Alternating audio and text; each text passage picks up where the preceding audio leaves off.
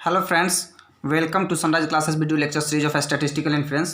Friends, हमने पिछले video lecture में देखा था कि कंसिस्टेंट एस्टिमेटर की कुछ प्रॉपर्टीज़ हमने सॉल्व की थी। हमने 3 प्रॉपर्टीज़ को देखा था और एक क्वेश्चंस भी बनाए थे।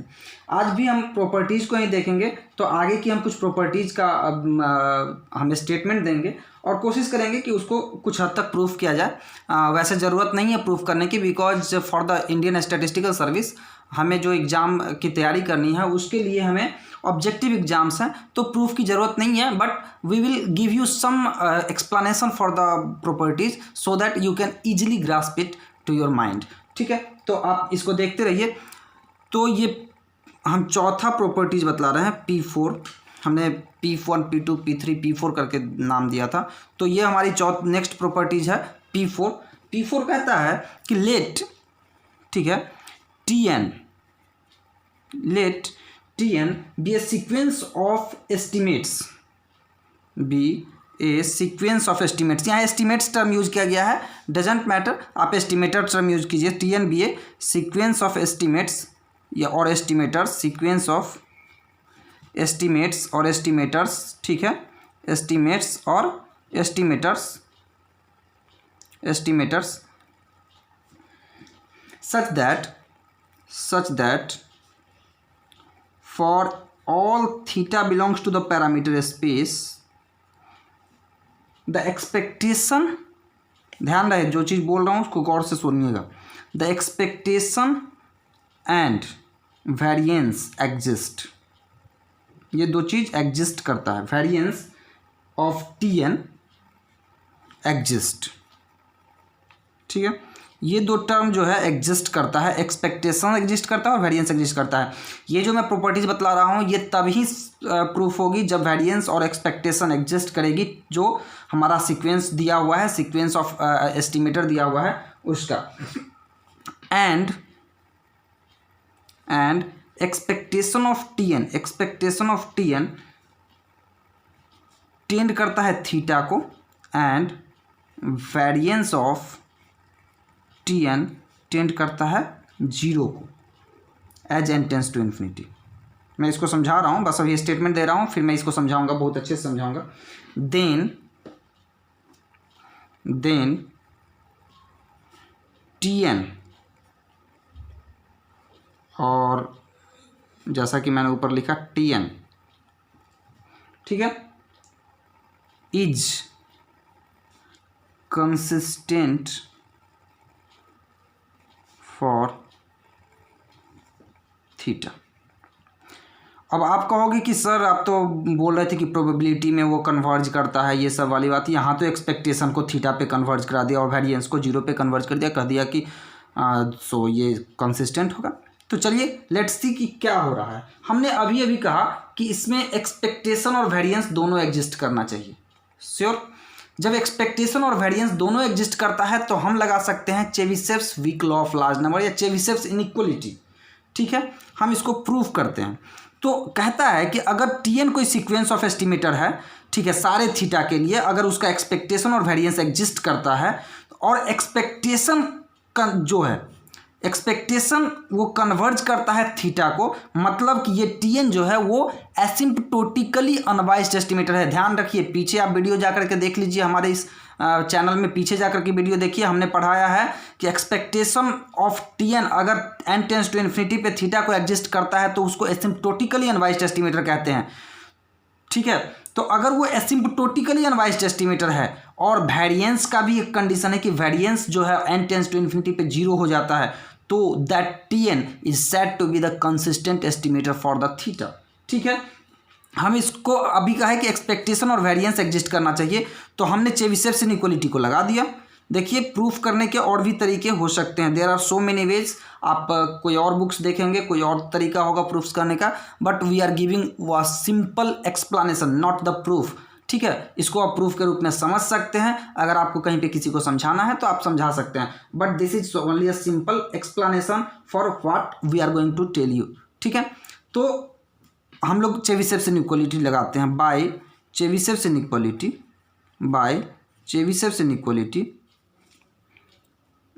इनइक्वालिटी देखिए यहाँ पे आप एक क्वेश्चन कर सकते हो कि सर आपने चेबीशेव इनइक्वालिटी को तो कहा था, देखिए जैसा मैं कह रहा हूँ कि expectation of T n tends to theta कह रहे हैं, तो इसको हम पहले मान ले रहे हैं, इसको भी मान ले रहे हैं, एंड देन हम चेबीशेव इनइक्वालिटी लगा रहे हैं। ठीक है, इन तीनों चारों चीज़ों को मान करके एक्सपेक्टेशन एग्जिस्ट करता है, वेरिएंस एग्जिस्ट करता है, थीटा इसको कन्वर्ज करता है और ये जीरो को कन्वर्ज करता है। इन चीज़ों को मान करके चेबीशेव इनइक्वालिटी लगाएंगे और हम दिखाएंगे कि वो प्रोबेबिलिटी में कन्वर्ज कर रहा है।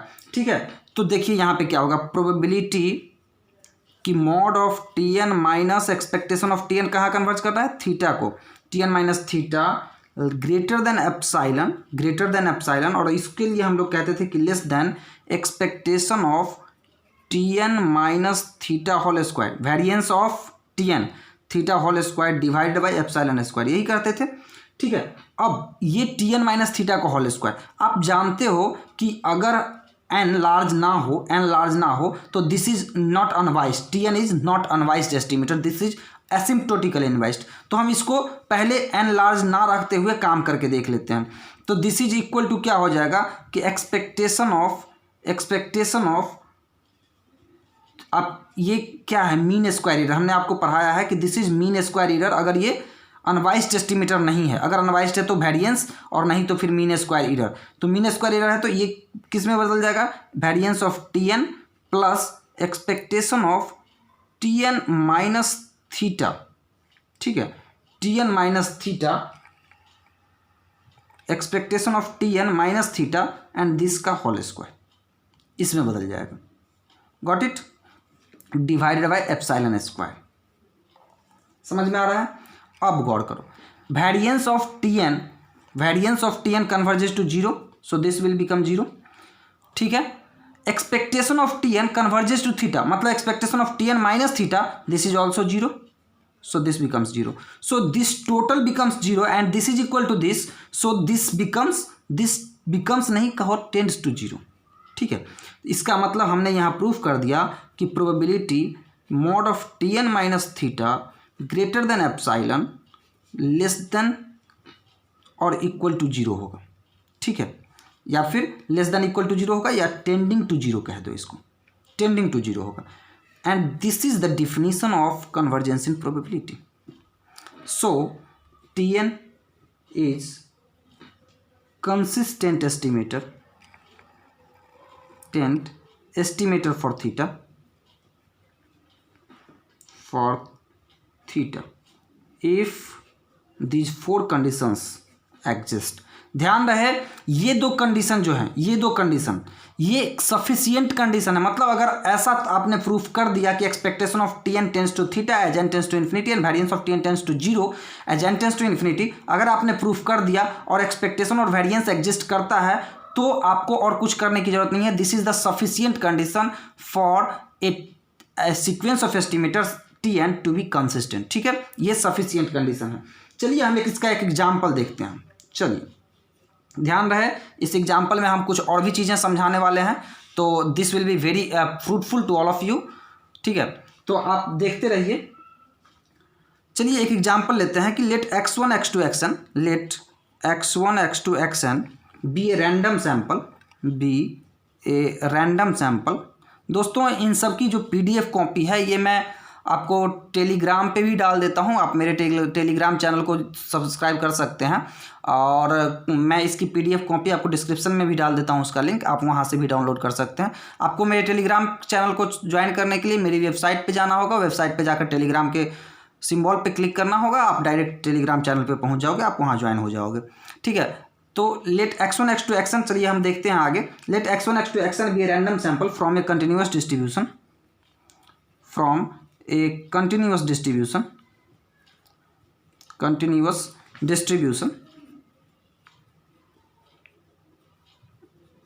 x1 x2 xn जो है वो कंटिन्यूअस डिस्ट्रीब्यूशन से है with PDF f theta.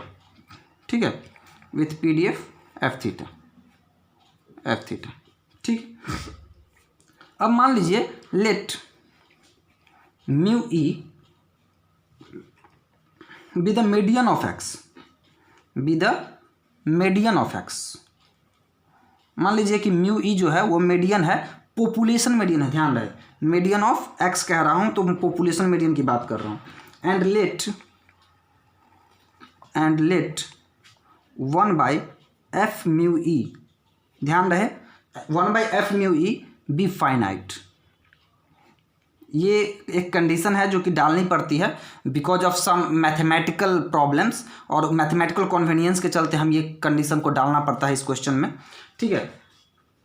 If x बार, अब मान लो आपको एक्स बार नहीं एक्स कर्ल दे दिया गया, if x curl is the sample median, x curl is the sample median, then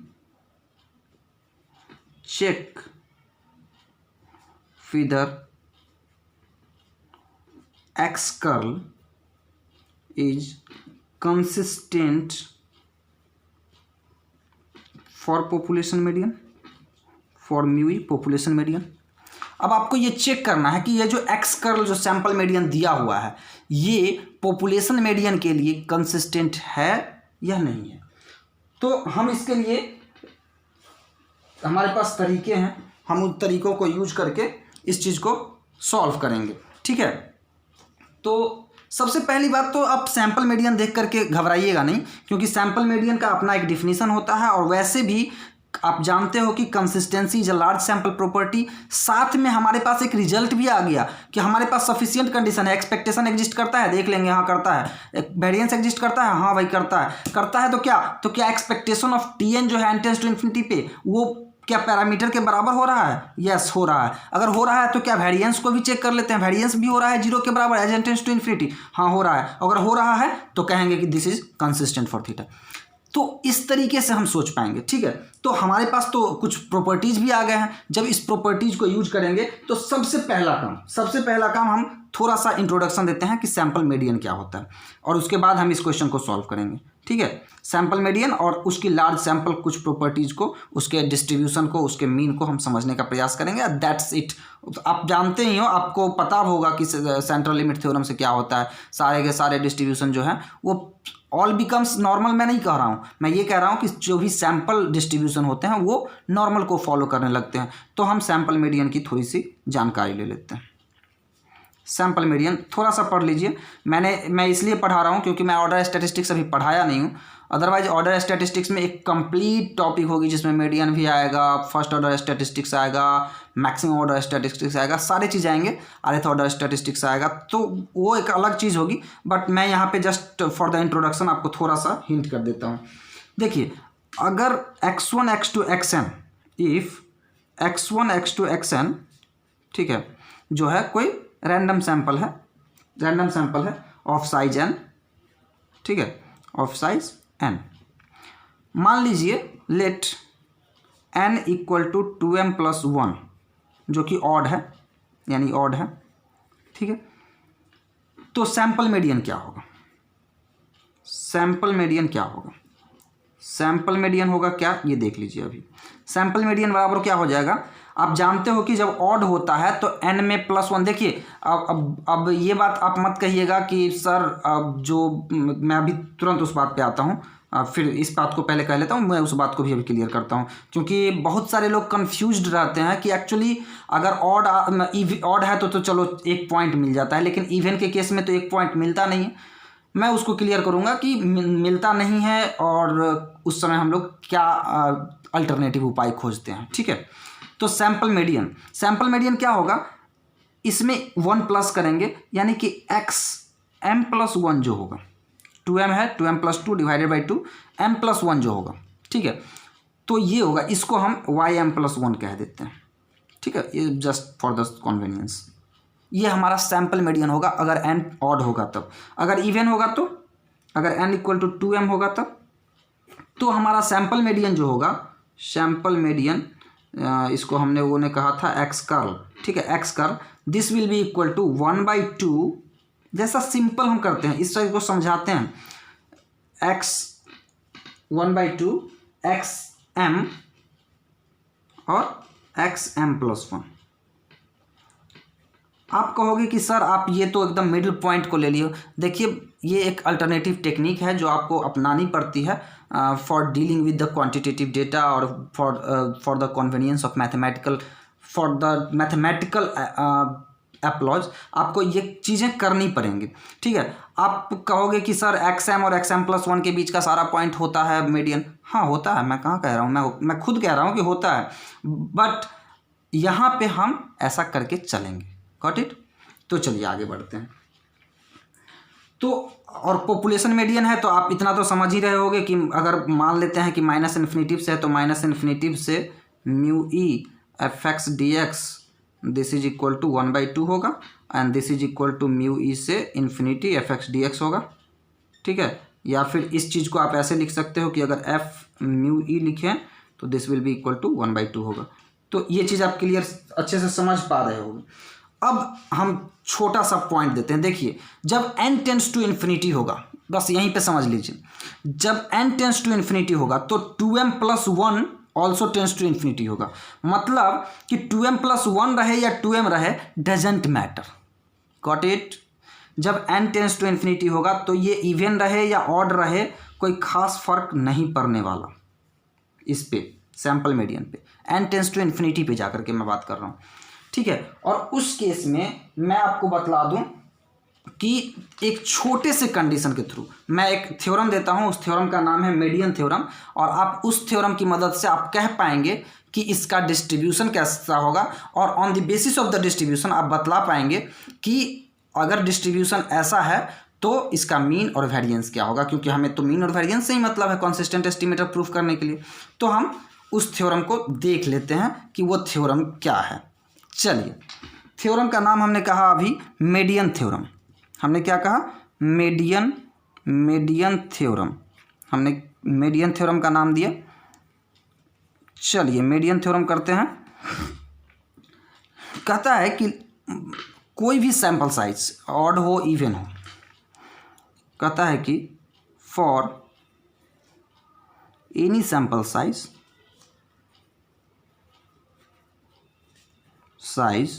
to be large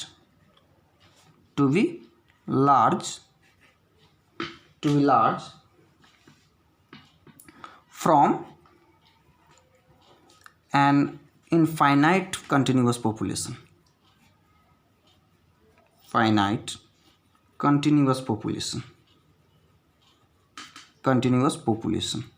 अगर कोई सैंपल साइज इस तरीके से आता है और लार्ज सैंपल साइज है, एज वेल एज, जैसा कि मैंने अभी कंडीशन दिया था ऊपर कि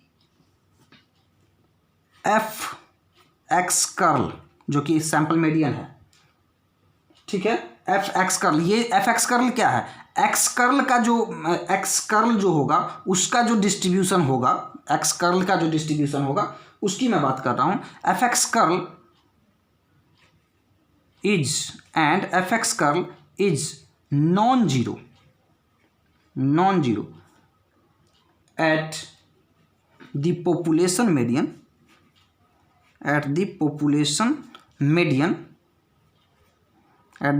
median mu e, यहाँ पे mu e मैंने लिया है, as well as and continuously differentiable,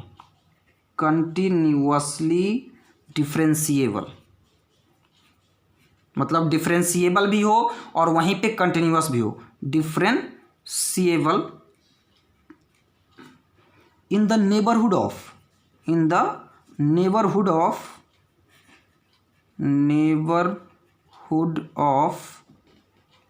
आपको नेबरहुड का कॉन्सेप्ट मैंने पिछले 1 या 2 वीडियो लेक्चर पहले मैंने बतलाया है, आप जा करके उसमें देखिए। दोस्तों मैं बतला दूं कि आप जो पढ़ रहे हो आप कंटिन्यूअस शुरू से सारे वीडियो को देखना, तो आपको ज़्यादा बेनिफिट होगा। अदरवाइज़ आप कहीं से पढ़ोगे तो समझ में आ जाएगी, बिकॉज मैं लिंक बना देता हूं, बट फिर भी थोड़ी सी प्रॉब्लम होगी। तो आप अगर देखना चाहते हैं तो शुरू से सारे वीडियो को देखिए। बहुत ज़्यादा समय नहीं ले रहा हूँ, बहुत छोटा वीडियो बना रहा हूँ, तो आप देख सकते हो। इन the neighbourhood of mu curl, ये जो मीडियन की बात कर रहा हूँ, जो पॉपुलेशन मीडियन है, then the sampling distribution of median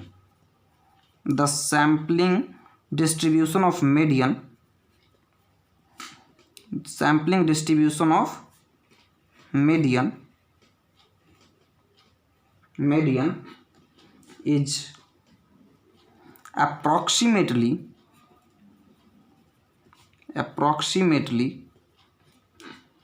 normal sampling distribution of sample median. समझ रहे हो ना, सैम्पलिंग डिस्ट्रीब्यूशन का मतलब मीडियन का सैम्पल मीडियन का। Approximately normal with mean mu e मतलब population median and variance 1/8 f mu e का होल स्क्वायर। देखिए क्यों इसको हमने कहा था कि ये जीरो नहीं होना चाहिए, क्योंकि अगर जीरो हो जाएगा तो ये एग्जिस्ट नहीं करेगा, इनटू एम। ठीक है, ये मीन होगा और ये वेरिएंस होगा। अब आते हैं हम अपने पिछले क्वेश्चन के बेसिस पे। यहाँ तक आपको क्लियर हो गया होगा। अब क्वेश्चन पे आते हैं। क्वेश्चन हमारा था कि ये कंडीशन दे दिया था कि ये फाइनाइट होगा और बोल दिया था कि एक्स बार जो है, एक्स कर्ल जो है सैम्पल मीडियन, वो करना है चेक कि वो पॉपुलेशन मीडियन का कंसिस्टेंट एस्टिमेटर है। तो पहला, as n tends to infinity expectation of x curl this is mu e. तो पहला कंडीशन प्रूफ हो गया। दूसरा कि वेरिएंस ऑफ एग्जिस्ट करता है, ये पहले मैंने बतला दिया। Variance of x curl this is equal to 1/8 f mu e whole square into m. As n tends to infinity, n also tends to infinity. So this tends to infinity implies this tends to 0 as n tends to infinity. Got it? तो हमने क्या दिखाया कि variance expectation exist करता है, variance exist करता है, और हमने ये भी कह दिया साथ ही साथ कि एक्सपेक्टेशन ऑफ जो एक्स कर्ल है वो सैम्पल पॉपुलेशन मीडियन को कन्वर्ज कर रहा है as n tends to infinity, ये इस थ्योरम मीडियन थ्योरम के थ्रू, और वेरिएंस जो है वो जीरो को टेंड कर रहा है। इसका मतलब जो पीछे हमने थ्योरम किया उस थ्योरम के तहत जो हमने पीछे जो प्रॉपर्टीज कही उस प्रॉपर्टीज के तहत ये टीएन कंसिस्टेंट एस्टिमेटर होना चाहिए पॉपुलेशन मीडियन का। ठीक है, और साथ में एक कंडीशन है कि कंटिन्यूअसली डिफरेंशिएबल होना चाहिए in the neighbourhood of mu e. अब नेबरहुड का कॉन्सेप्ट के लिए आपको पिछला वीडियो लेक्चर देखना पड़ेगा, आप देखिए। ठीक है, तो एक आप रिजल्ट लिख लीजिए कि अगर कंटिन्यूअस डिस्ट्रीब्यूशन का केस है तो in general sample median is